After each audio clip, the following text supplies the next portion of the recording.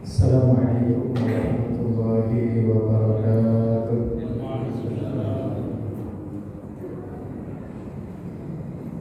Innal hamdalillah alladzi nahmaduhu wa nasta'inuhu wa nastaghfiruh wa nastahdihi wa natubu ilaihi wa na'udzu bihi min shururi anfusina wa sayyiati a'malina. Man yahdihillahu fala mudilla lahu wa may yudlil falan tajida lahu waliyyan mursyida. Asyhadu an la ilaha illallah wahdahu la syarika lahu wa asyhadu anna nabiyyana Muhammadan abduhu wa rasuluhu alladzi la nabiyya ba'dahu. Fa innahu qad adda al-amanah wa ballagha ar-risalah wa nasara al-ummah wa jahada fi sabilihi haqqa jihadihi hatta tawakkala 'ala al-mahajjatil bayda laylaha kanahariha la yazighu anha illa halik.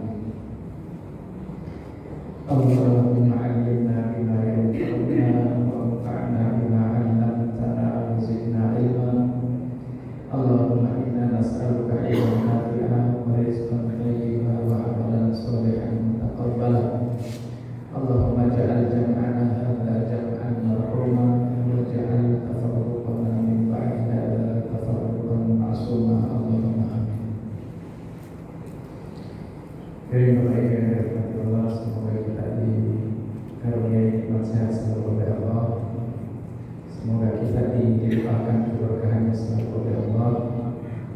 Semoga kita selalu diberi kekuatan untuk bisa terus istiqamah menjalankan kewajiban-kewajiban kita dan istiqamah menjauhi semua yang dibenci dan dimurkai oleh Allah Subhanahu wa taala. Amin ya rabbal alamin. Kita lanjutkan kembali kajian kita dari kitab A'malul Qulub, amalan-amalan hati. Kita review terlebih dahulu. Di pertemuan sebelumnya kita sudah membahas tentang ahwalu al-qalbi, kondisi hati. Sudah kita sampaikan ada 6. 3 dari 6 itu kondisi yang baik, 3 sisanya kondisi yang buruk. 6 kondisi itu pertama hayatun wa maut, hati yang hidup dan hati yang mati. Yang kedua sehatun wa saqam, hati yang sehat dan hati yang sakit. Yang ketiga yaqadha wa naum, hati yang terjaga dan hati yang tertidur. Nah, itu 6 kondisi hati. Kita sudah jelaskan beserta tanda-tanda dari 6 kondisi itu semuanya. Kita juga sudah mulai masuk pada tema tentang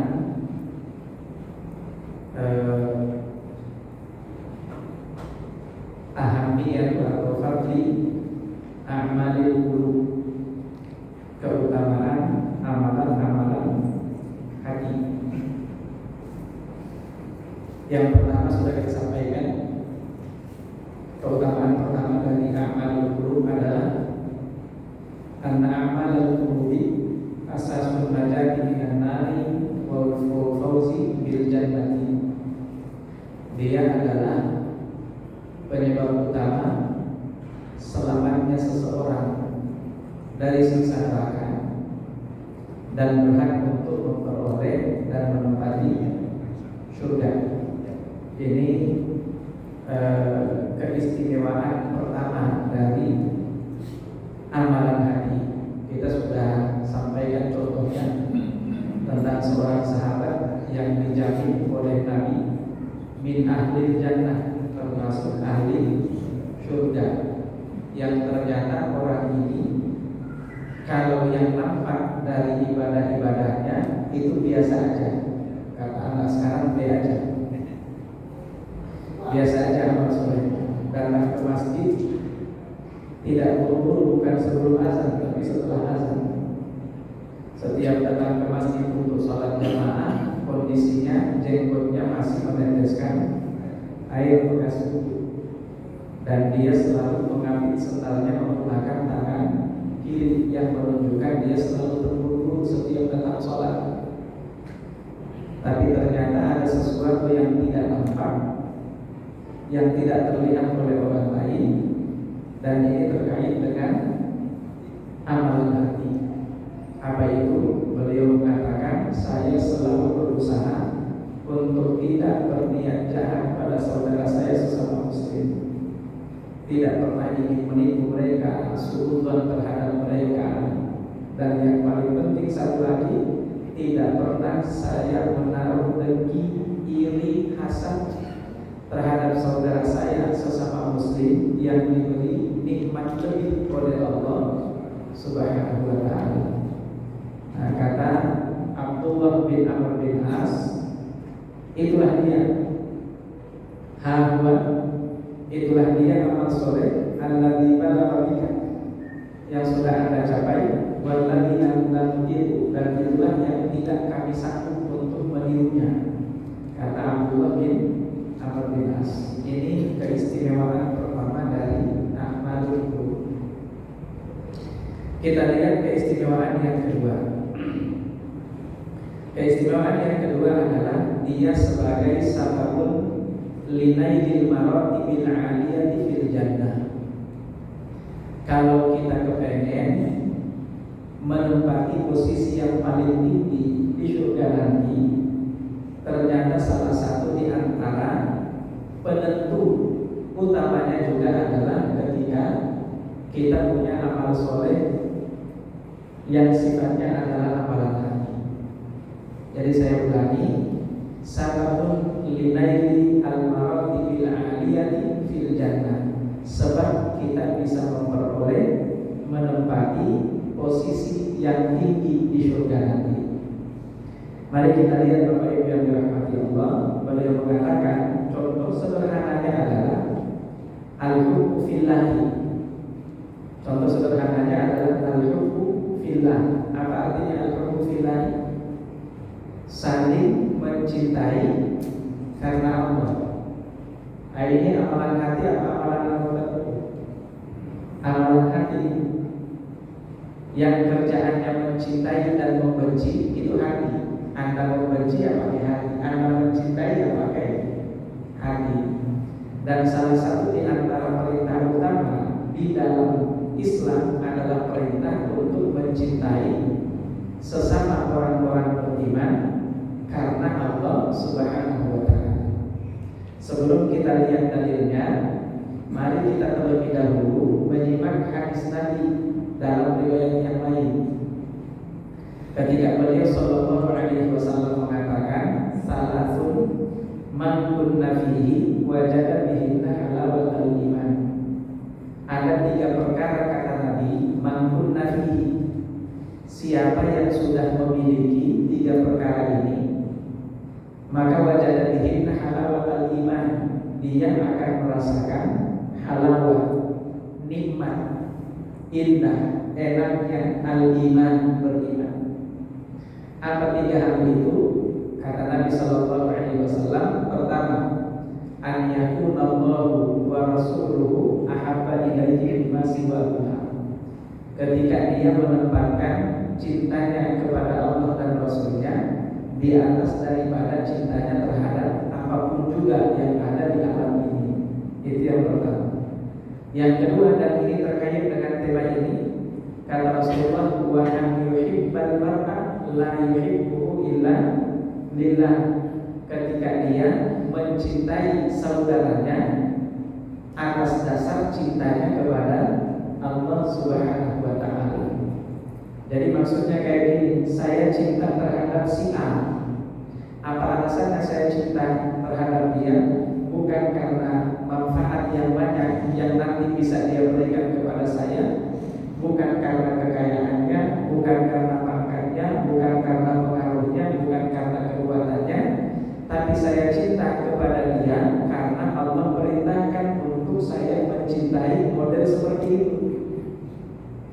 Nah, ini berdasarkan perintah Allah. Itu yang dimaksud dengan saling mencintai karena Allah. Kita ambil contoh misalnya di dalam surah Al-Kahfi itu Allah katakan gini, wasbir nafsaka ma'al ladzina yad'una rabbahum bil ghadati wal 'ashyi yuriduna wajhah. Sabar-sabarin jiwamu, sabar-sabarkan dirimu kata Allah, ma'al ladzina bersama dengan orang-orang yang yad'una rabbahum menyeru Tuhan mereka, rajin beribadah bil ghadati wal 'ashyi di waktu pagi dan di waktu petang. Yuriduna wajhah karena mereka menginginkan ridho dari Allah Subhanahu wa taala. Nah, artinya Allah memerintahkan kepada kita untuk mencintai yang model kayak gimana? Jawabannya mencintai model manusia yang rajin beribadah, tapi tantangannya berat. Makanya Allah memulai perintahnya dengan isbir nafsaka, sabar-sabarin dirimu. Kenapa harus ada perintah sabar-sabarin dirimu? Karena tantangannya berat. Nah, ini yang dimaksud bahwa kita mencintai seseorang karena Allah, artinya kita mencintai dia karena dialah yang Allah perintahkan untuk kita cintai. Alasannya apa? Alasannya karena kedekatan dia dengan Allah Subhanahu wa taala. Mayoritas kita manusia ini rata-rata biasanya kita mencintai seseorang karena manfaat yang bisa kita dapatkan. Biasanya kan kayak gitu. Ini kalau saya cinta sama dia kira-kira dapat apa? Semua latar belakangnya adalah persoalan duniawi. Sementara yang Allah perintahkan bukan yang kayak gitu. Yang Allah perintahkan itu mau dia punya dunia atau tidak. Ketika dia adalah seorang sosok yang rajin untuk beribadah, mendekatkan dirinya kepada Allah, itulah yang harus kita cintai. Mohon maaf kalau kita merembet-rembet lebih jauh lagi tentang persoalan memilih jodoh. Ya, tentang persoalan memilih jodoh. Seringkali yang kita jadikan sebagai patokan standar itu apanya? Nah, kalau orang tua biasanya harta kekayaannya, kalau enggak jabatannya yang sudah mentereng, pengaruhnya. Kemudian kita abaikan persoalan agama dan akhlaknya. Padahal yang diperintahkan oleh Islam melalui baginda Rasulullah, kriteria yang paling utama adalah agama dan akhlaknya. Ini untuk laki-laki. Laki-laki kata Nabi, idza ja'akum man tardawna dinahu wa khuluquhu, calon mantu laki-laki. Kalau sudah datang laki-laki, sudah kalian ridhoi agamanya, sudah kalian ridhoi akhlaknya, fazawwiju, terima, nikahkan dia dengan putrimu. Lalu kata Nabi, illam taf'alu, kalau kamu tidak lakukan itu, takun fitnatun fil ardi wa fasadun kabir, bakalan terjadi fitnah di muka bumi dan kerusakan yang besar. Tapi sekali lagi, seringkali kita abai tentang kriteria ini. Nah, itu artinya kita masih mencintai orang lain bukan karena Allah Subhanahu wa taala. Jadi mencintai seseorang karena Allah, itu artinya kita cinta sama dia karena yang inilah yang Allah inginkan untuk kita cintai, karena kedekatannya dengan Allah Subhanahu wa taala. Sebaliknya tadi, calon mantu perempuan kriterianya kayak gimana? Tungkahul mar'atu li arba'. Ada 4 kriteria yang dijadikan sebagai ukuran standar untuk memilih seorang wanita yang akan dinikahi. Apa saja itu? Pertama, li jamaliha, kecantikannya. Yang kedua, li maliha, karena kekayaannya. Yang ketiga, li hasabiha, atau dalam riwayat yang lain li nasabiha, karena garis keturunannya. Lalu yang keempat kata Nabi, walidiniha, perhatikan, dan karena agamanya. Lalu setelah itu Nabi melanjutkan, kata beliau, fadfar tidak dini taribat tiadakan. Ya, utamakan agamanya. Kalau kamu pengen tidak dibuat susah oleh wanita itu, taribat tiadakan, tangan kamu itu akan terbebas. Nah, jadi laki-laki karena agamanya, karena kedekatannya dengan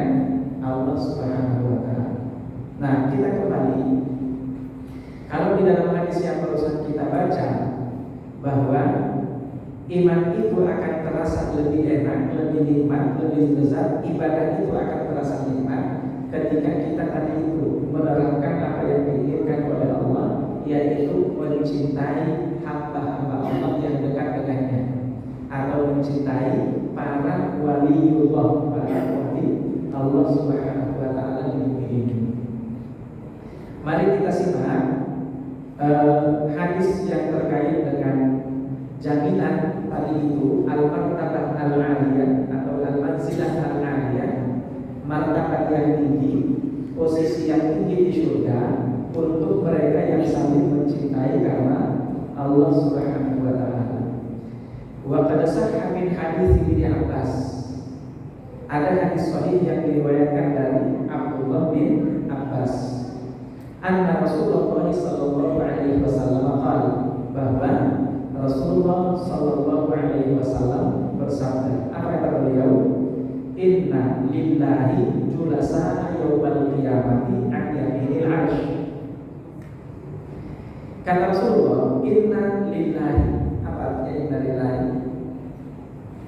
Sesungguhnya bagi Allah, sesungguhnya bagi Allah.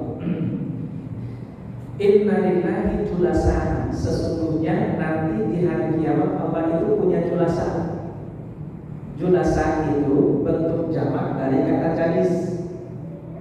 Jalis itu berasal dari 3 huruf. Apa 3 huruf itu? Jalasa. Apa artinya jalasa? Apa artinya jalasa? Nah ini kemudian berkembang ya, berkembang menjadi kalimat yang akrab di telinga kita. Kalimat itu majelis. Ya, pernah dengar majelis ya? Ini majelis. Itu dari kata jalasa. Apa arti jalasa? Duduk. Jalasa itu artinya duduk. Majelis itu artinya tempat duduk-duduk. Tapi kemudian secara syar'i didefinisikan bahwa dia adalah majelis zikir atau majelis ilmu. Nah, kita kembali. Kalau jalis, kalau tadi jalasa artinya duduk, jalis itu artinya teman duduk. Jadi kalau bapak-bapak misalnya ada tempat nongkrongnya, teman-teman nongkrongnya itu disebut jalis. Teman nongkrongnya, teman nongkrong itu dalam bahasa tersebut jalis. Bentuk jamaknya julasa. Ya, ini masih pada sering nongkrong. Nah, teman nongkrong sambil ngopi-ngopi. Nah, jadi teman di dalam bahasa Arab itu memiliki kosakata yang banyak, beragam. Dan itu sesuai dengan kriterianya masing-masing. Kalau teman duduk dia jalis, kalau teman curhat dia anis, beda tuh. Teman curhat dia anis. Kalau teman nongkrong di malam hari itu samir. Itu samir. Kalau teman jalan itu rafiq. Ya, rafiq itu teman jalan. Jadi kalau anis teman curhat, jalis teman duduk. Apalagi tadi itu samir, itu teman begadang itu samir. Ya, nah jadi agak banyak ya kosakata yang menunjukkan. Nah di sini Rasulullah menggunakan istilah jalis yang bentuk jamaknya belasan, artinya teman duduk. Nah tapi bukan berarti juga nanti Allah nongkrong nanti disarankan juga, tapi artinya ada keistimewaan tertentu yang akan diperoleh sebagian dari hamba ini, yang kemudian mereka ini disebut sebagai julasatullah, teman duduknya Allah, yang teman nongkrongnya Allah. Tapi kalau saya kita terjemahkan terlalu jauh ya, yang jelas ini keistimewaan dan posisi mereka tinggi. Perhatikan kata Rasulullah. Kita lanjutkan. Inna lillahi julasa yaumal qiyamah, sesungguhnya di hari kiamat nanti Allah itu punya julasa. Di mana posisi mereka? Posisi mereka itu al-yaminil 'arsy, di sisi kanan dari 'arsy-nya Allah. Coba bayangkan. 'Arsy itu posisinya di mana? 'Arsy itu bukan di langit, di atasnya langit. Di atasnya langit 'arsy. Dan 'arsy itu di bawahnya ada apa? Di bawahnya 'arsy itu ada laut yang maha luas. Nah, itulah yang disebut kemudian di dalam beberapa ayat dan beberapa hadis, wa kana 'arshuhu 'alal ma', dan adalah arasy-Nya Allah itu ada di mana? Di atas air. Air itu laut yang maha luas, jauh lebih luas ya, bukan lagi jauh lebih luas, nggak ada bandingannya dengan laut yang ada di bumi. Selanjutnya di bawahnya laut ada apa? Surga. Di bawahnya laut tadi itu ada surga, dan yang paling dekat dengan arasy surga itu namanya Jannatul Firdaus. Nah, makanya dalam satu hadis Nabi menggambarkan gini, orang-orang nanti yang menempati Jannatul Firdaus tadi, Jannatul Firdaus yang paling tinggi tadi itu, mereka ini nanti akan mendengarkan di sana apa namanya itu, suara arasy. Jadi arasy itu ada bunyinya. Suara arasy ada bunyinya arasy. Bunyinya itu digambarkan seperti bunyi perut kalau lagi kelaparan. Ya, kriuk-kriuk. Atau kalau enggak, sebagian ulama menjelaskan kayak bunyi apa namanya, kendaraan yang sedang memikul apa namanya, kendaraan yang sedang memuat beban, muatan itu ya, beban atau muatan itu kan biasanya kalau jalan bunyi yang nah itu bunyi arasy kayak gitu. Dan ini akan memperindah suasana di surga kayak live musik itu. Live musiknya itu dengarin suara arasy. Nah, bapak-bapak atau bapak ibu semuanya biasanya kalau jalan misalnya ke hotel-hotel yang mahal biasanya, atau ke tempat-tempat yang pokoknya so sweet lah kalau bahasa orang itu biasanya suasana pas pada lagi makan malam atau apa misalnya, itu yang memperindah juga adalah live musiknya itu. Live musik, atau kalau enggak misalnya kita di pedalaman, live musiknya apa malam-malam kalau enggak suara kodok, suara jangkrik, itu kan menambah syahdu suasananya ya. Nah di surga nanti itu yang namanya Firdaus dan Jannatul Firdaus itu makin syahdu karena setiap saat live musiknya itu adalah mereka akan mendengarkan suara arasy itu, karena itulah yang paling dekat. Nah kita kembali, jadi posisi arasy itu di atas laut. Nah di sini kata Rasulullah, posisi yang akan ditempati oleh mereka julasatullah ini itu di mana? An yaminil arsy. Posisinya itu di samping atau sisi bagian kanan arsy. Perhatikan. Nah, saya juga tidak bisa kemudian terlalu jauh mengatakan bahwa mereka tempat dan posisinya di arsy, karena para ulama mengatakan nggak ada yang nanti sampai di arsy posisinya nggak ada. Itu benar-benar hanya Allah yang ada di sana, di arsy. Tapi intinya bahwa hadis ini yang disepakati oleh para ulama menunjukkan bahwa orang-orang ini posisinya paling tinggi di surga nanti. Nah, Rasulullah melanjutkan, wakil yadayillah yaminun, dan tangan Allah itu dua-duanya adalah kanan. Nah, dua-duanya kanan itu maksudnya nggak ada bedanya antara kanan dengan kiri. Kalau dalam kehidupan kita manusia atau makhluk, biasanya kanan itu kan lebih afdal dibandingkan kiri kan. Yang selalu punya kelemahan itu adalah kiri. Nah, kenapa sering disebutkan di dalam beberapa hadis bahwa kedua tangan Allah itu adalah kanan, itu artinya sama saja. Antara kanan dengan kiri gak ada celah sama sekali dari dua tangan Allah Subhanahu wa taala. Itu kita lanjutkan. Rasulullah kemudian mengatakan, posisi mereka di sana itu nanti ala manabir min nur. Mereka ini nanti akan menempati manabir. Manabir itu bentuk jamak dari kata mimbar. Apa artinya mimbar?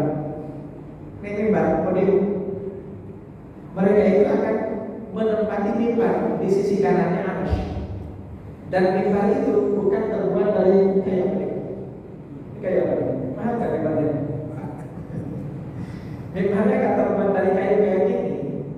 Tapi terbuat dari apa mimbarnya itu? Ala manabir min nur. Mimbarnya itu terbuat dari cahaya.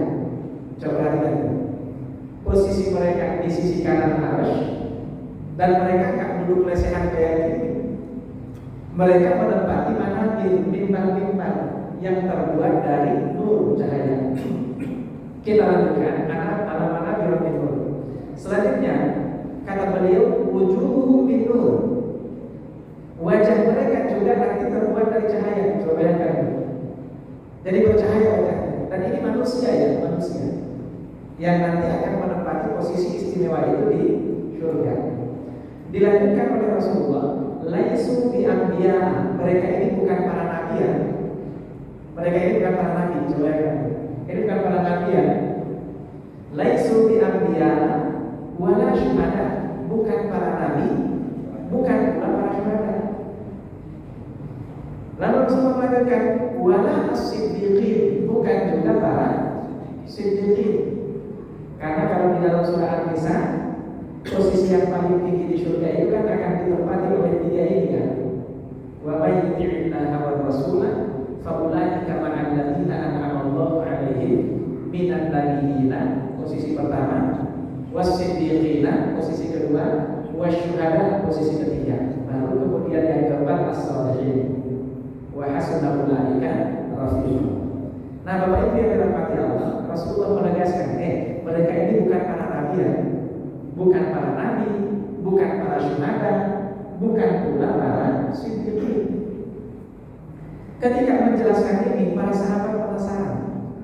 Mereka nanya, ya Rasulullah, man hum? Siapa mereka kalau bukan para nabi, kalau bukan para syuhada, bukan para sholihin? Dijawab oleh Rasulullah SAW, humul mutahabuna bijalalillahi ta'ala, mereka yang saling mencintai karena keagungan Allah Subhanahu wa taala, saling mencintai karena Allah.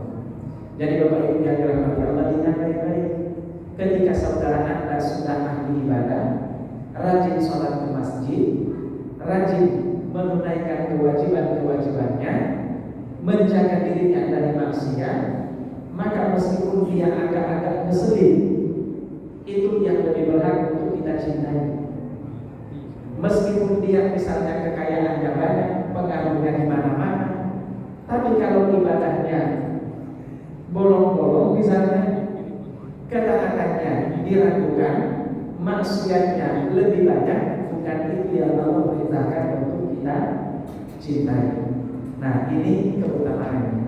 Kita kembali bahwa poinnya di sini adalah amalan hati. Saling mencintai karena Allah itu urusan hati.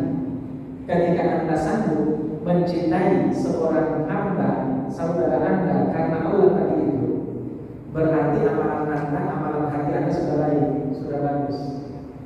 Nah, maka posisinya di akhirat nanti insya Allah akan menempati tempat-tempat yang disediakan oleh Allah, mimbar-mimbar dari cahaya di samping atau sisi kanan dari arsy. Semoga kita termasuk bagian dari mereka yang disebut oleh Rasulullah sebagai julasatullah, ini para bahasa kita, teman-teman duduknya Allah, teman nongkrongnya Allah. Kira-kira kalau bahasa kita ya, teman nongkrong. Tapi kalau usah diterjemahin bahwa nanti Allah akan kita nongkrong misalnya ngopi-ngopi, nggak seperti itu. Ya, intinya sekali lagi ini menunjukkan posisi yang istimewa yang akan ditempati oleh mereka yang disebut julasatullah ini di hari kiamat kelak. Sekali lagi, mudah-mudahan kita termasuk bagian dari mereka. Amin.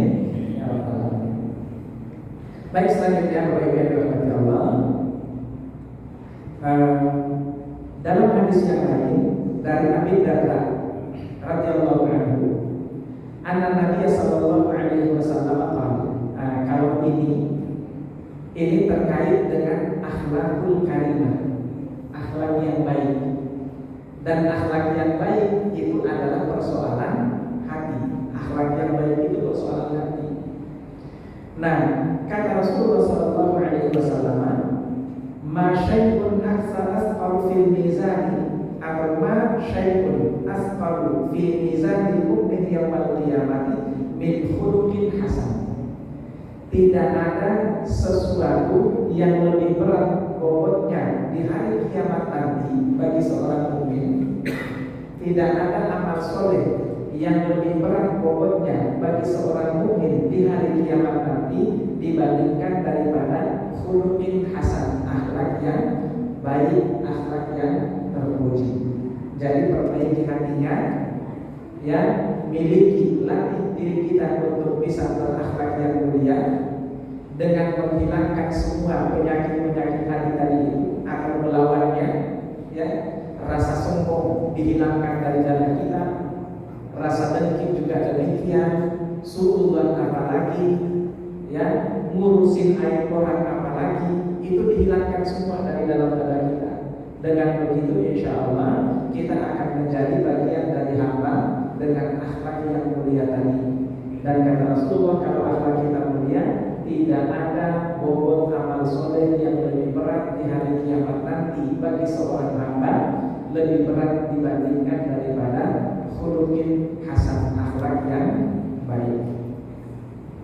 Di dalam hadis yang lain dari Jabir bin Abdullah radhiyallahu anhu, anna Rasulullah sallallahu alaihi wasallam qala, bahwa Rasulullah bersabda, inna min ahabbikum ilayya wa aqrabikum minni majlisan yaumal qiyamati ahasinukum akhlaqan.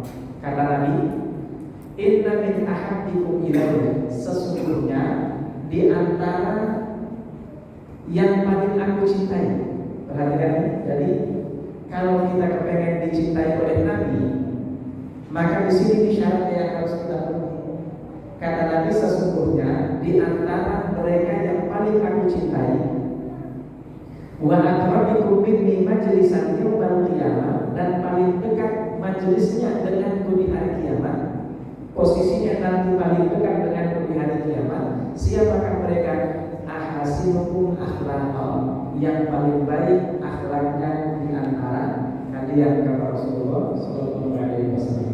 Nah, sekali lagi semoga kita diberi karunia kekuatan oleh Allah untuk termasuk bagian dari hamba-hamba yang bisa memiliki akhlak yang mulia. Amin ya rabbal alamin. Selanjutnya sudah dua ya, keistimewaan dari amalan hati. Pertama, saya ulangi kembali bahwa dia adalah asasul najati minan nar wal fawzi bil jannah. Dia adalah sebab selamatnya seseorang dari siksa neraka dan berhak menempati surga. Lalu yang kedua adalah bahwa dia menjadi sababun linailil maratibil aliyati fil jannah, sebab bagi seseorang untuk bisa memperoleh menempati posisi yang tinggi di surga nanti. Itu yang kedua. Kita masuk ke yang ketiga. Yang ketiga, bahwa a'malul qulubi muharrikatun wa dafi'atun li a'malil jawarih. Amalan-amalan hati itu muharrikah. Apa itu muharrikah? Penggerak. Jadi muharrik itu penggerak. Muharrikatun wa dafi'atun li a'malil jawarih. Jadi dia muharrikah dan dafi'ah. Dafi'ah itu apa? Penyokong. Jadi yang mendorong, yang menggerakkan dan mendorong. Mendorong apa? Li a'malil jawarih, mendorong amalan-amalan anggota tubuh. Jadi sholat, tahajud, duduk di majelis ilmu, sedekah, saling nyapa, kemudian mengucapkan salam, dan semua amal soleh yang sifatnya jawarih atau amalan anggota tubuh, maka ternyata penggeraknya itu adalah amalan hati tadi. Seseorang kalau hatinya sudah rusak, sudah berpenyakit, maka untuk melakukan amal soleh yang tadi sifatnya fisik itu akan males. Bahasa anak sekarang itu mager, nggak punya semangat untuk melakukan amal soleh. Masjid jaraknya cuma berapa meter dari rumah, tapi datang untuk ikut salat berjamaah juga susah. Ya, jarak dari masjid ke rumahnya dekat sekali, tapi masih datang juga ke masjid. Akan tetapi datangnya telat mulu misalnya. Sudah yang paling dekat rumahnya, tapi kemudian dia juga yang sering masuk. Nah, ingat, itu persoalan hati. Ketika hati seseorang imannya sudah kuat, maka dia akan menggerakkan jawarih tadi itu, fisik orang itu, untuk rajin beribadah. Nah, kita lihat di sini. Fakullama azmal iman wa tauhid Wa 'azmat mahabbatullahi fil qalbi karena dzalika dafi'an lil ibadati dhahirah. Setiap kali azmal iman wa tauhid, iman, keyakinan dan tauhid seseorang sudah menguat di dalam hatinya, maka azmat mahabbatullahi fil qalbi, maka akan menjadi kuat juga cintanya kepada Allah di dalam jiwanya, dalam dirinya. Karena dzalika dafi'an bil ibadati dhahirah, maka itu akan menjadi dafi' penggerak dia untuk bisa melakukan ibadah-ibadah yang sifatnya lahiriah atau sifatnya ibadah fisik. Nah, yang kedua, Utbah mengatakan rahimahullah, man 'arafallaha ahabbahu. Perhatikan ini kata-kata Utbah, man 'arafallaha ahabbahu. Seorang hamba yang kenal siapa itu Allah, maka dia pasti akan cinta kepada Allah. Sekarang pertanyaannya, kira-kira sudah seberapa besar cinta kita kepada Allah? Itu yang jadi pertanyaan. Karena ini harus dievaluasi. Nah, ya, nah itu. Dan di sini dilanjutkan oleh beliau, man 'arafallaha ahabbahu. Orang yang kenal akan Allah, maka dia pasti akan mencintai Allah. Selanjutnya, wa man ahabballaha ata'ahu. Dan siapa yang cintanya kepada Allah sudah kuat, maka dia pasti akan taat kepada Allah. Berarti bermula dari mana? Bermula dari seberapa pengetahuan Anda, pengenalan Anda terhadap Allah Subhanahu wa Ta'ala. Makanya pelajaran atau kajian tauhid itu selalu dimulai dari tema ma'rifatullah, mengenal siapa itu Allah. Nah, maka orang yang kurang cintanya kepada Allah itu artinya nggak terlalu kenal sama Allah. Makanya sebetulnya benar juga ya kalau kata yang berkembang di tengah-tengah kita orang Indonesia itu tak kenal maka tak sayang. Itu sama. Orang yang cintanya kepada Allah itu kurang, berarti pengenalannya terhadap Allah kurang. Terus bagaimana caranya kita mengenal Allah? Ya kenali nikmat-nikmatnya, kasih sayangnya, cintanya kepada kita, kenali itu semuanya. Dengan cara apa? Dengan cara merenungi, mentadabburi seluruh isi alam ini, dan dimulai yang paling pertama dari diri kita sendiri. Perhatikan, mata kita seberapa ajaibnya mata itu yang merupakan ciptaan Allah. Anggota tubuh kita yang luar biasa itu kalau orang-orang kedokteran baik sudah menjelaskan tentang bagaimana canggihnya sistem yang ada di dalam tubuh manusia itu benar-benar canggih luar biasa. Canggih sekali luar biasa. Coba bayangkan mana ada anggota tubuh kalau bukan dikendalikan oleh Allah yang rusak kemudian dia akan berproses menjadi baik sendiri. Enggak ada kan? Motor kalau rusak karena bawa bengkel, begitu kan? Enggak akan ada tuh motor rusak habis itu dia berproses sendiri menjadi benar lagi. Enggak ada tuh. Kulit kita ini tiba-tiba luka. Setelah luka nanti dia akan berproses menjadi sembuh tubuh kulit baru. Itu kan betapa canggihnya.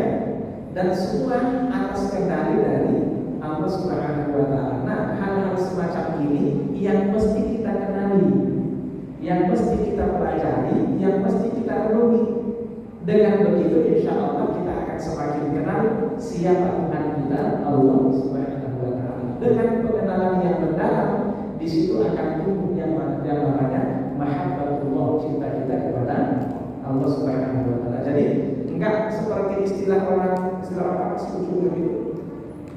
Enggak ujuk-ujuk kemudian kita langsung bisa cinta sama Allah. Enggak, kenali dulu seberapa banyak nikmat yang sudah Allah kasih ke kita.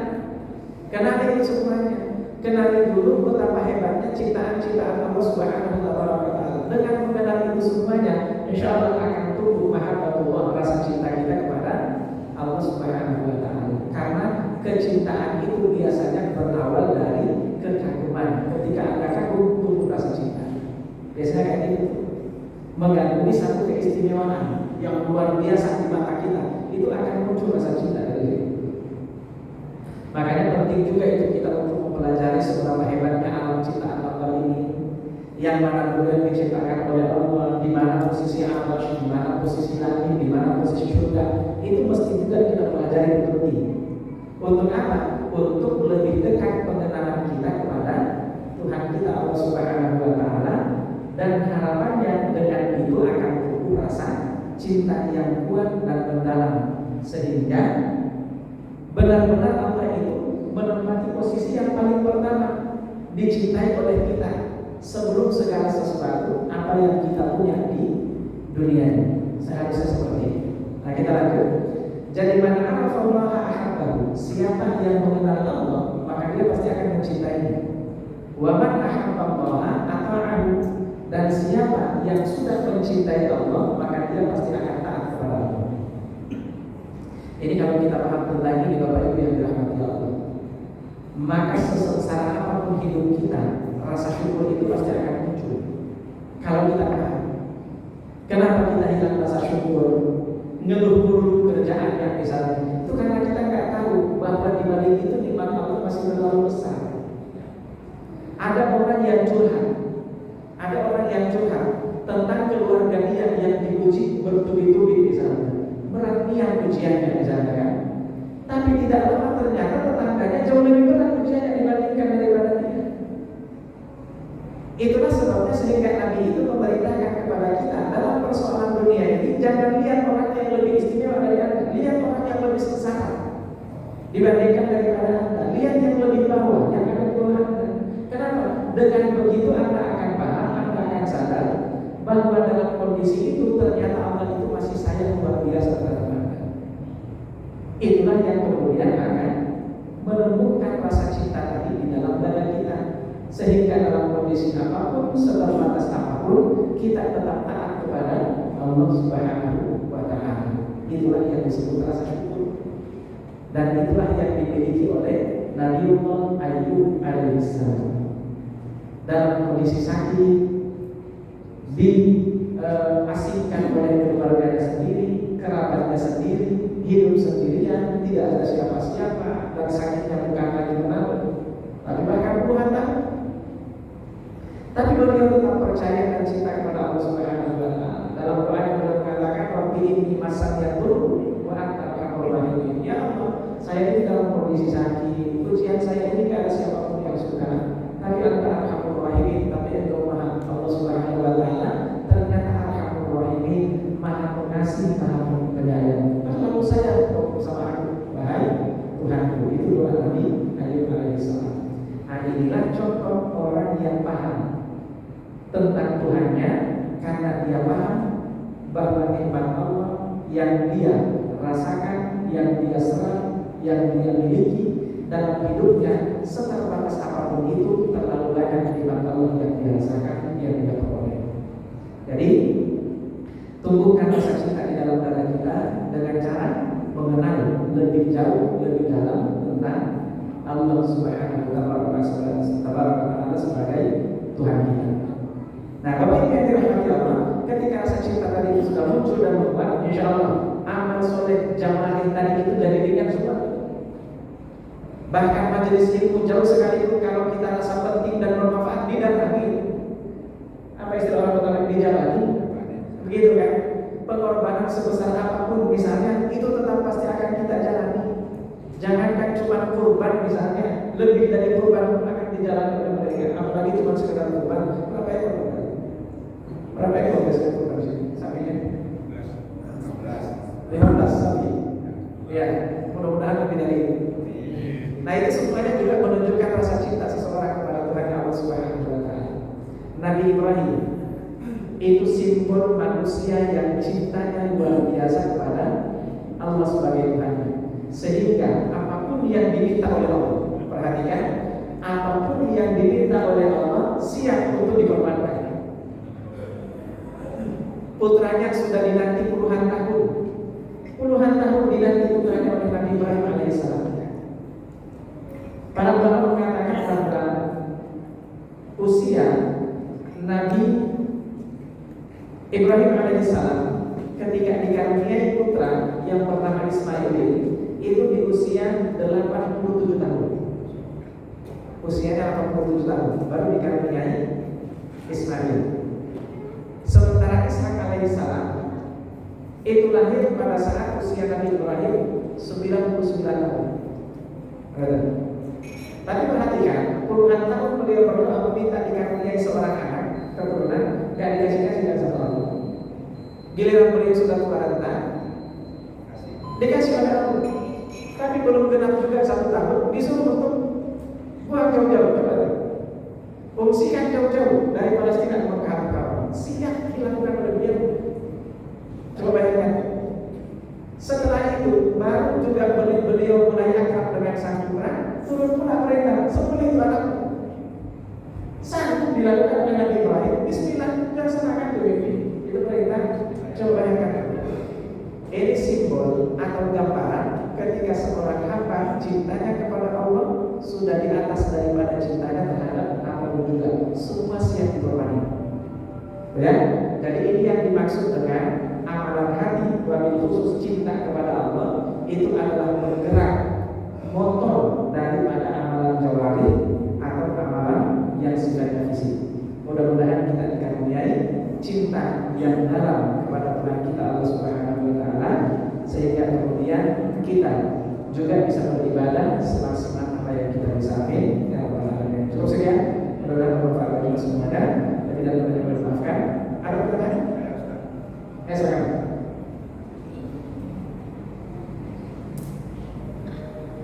Assalamualaikum warahmatullahi wabarakatuh. Waalaikumsalam. Tadi kan ada buah dari amalan hati. Pertama, mencintai Allah dan Rasul di atas mencintai yang ada di dunia. Yang kedua, kita saling mencintai sesama Muslim karena Allah. Nah, bagaimana kita mengukurnya kalau kita mencintai sesama Muslim itu karena Allah saja? Karena kan tadi yang mencintai karena ada manfaat pada itu.